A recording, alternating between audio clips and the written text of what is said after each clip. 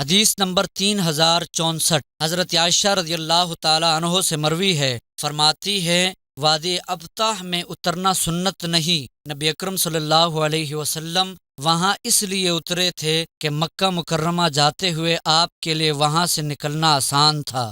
حدیث نمبر 3065 ایک اور سند سے بھی اس کی مثل مروی ہے۔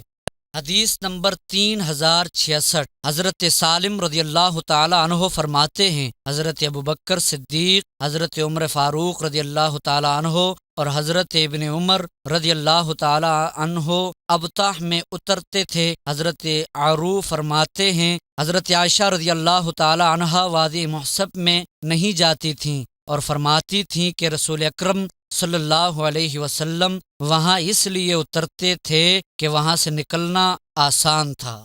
حدیث نمبر 3067 حضرت ابن عباس رضی اللہ تعالی عنہ فرماتے ہیں وادی محسب میں جانا حج کی کوئی مقررہ عبادت نہیں، یہ ایک منزل ہے، یہاں رسول اکرم صلی اللہ علیہ وسلم اترے تھے۔